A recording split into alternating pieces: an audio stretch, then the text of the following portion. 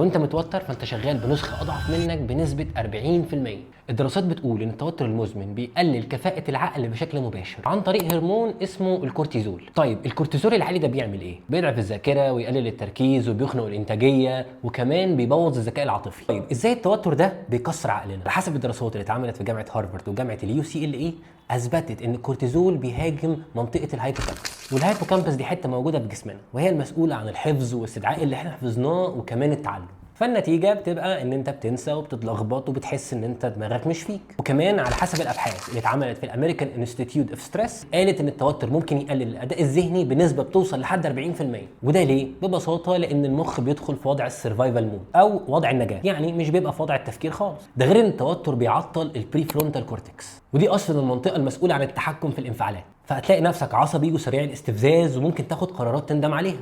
وده مش لان انت شخص سيء، بس ممكن نقول ان عقلك مطفي جزئيا. انت حد جميل.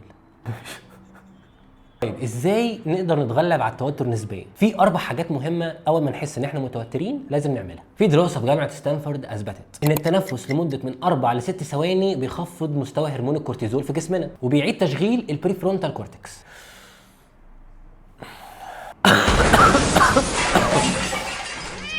تنفس عمل كل ده. 2 الحركه القصيره، يعني مش لازم جيم، بس على الاقل مشي من 5 ل 10 دقائق، وده بيقلل التوتر وبيحسن التركيز. 3 حاجه تسميه المشاعر، بالظبط زي ما سمعت، تسمي المشاعر بتاعتك، يعني ببساطه تقول لنفسك ان انت متوتر مفيش مشكله فيك، وده بيهدي نشاط اللوزه الدماغيه او الاميجدلا وبيهدي العقل شويه. رابع حاجه واهم حاجه النوم، لان قله النوم زائد التوتر يعني دماغ شغاله باقل من نص طاقتها، لان جامعه هارفارد عملوا سليب ستاتيز او دراسات عن النوم. ليله واحده بس من النوم الوحش بتقلل التركيز عندك لوحدها كده 30%. فالخلاصه ان التوتر ده مش مجرد ضغط عادي، ده هجوم عصبي على دماغك وعلى ذكائك، فلو فهمت واتعاملت معاه صح هترجع اهدى من غير توتر، وكفايه جلد ذات. ابعت الفيديو لصاحبك المتوتر وقول له كفايه نجاح، ولو عجبك الفيديو اعمل لايك وما تنساش تعمل لنا فولو، لو انت على اليوتيوب اعمل لنا سبسكرايب وخليك مبتسم.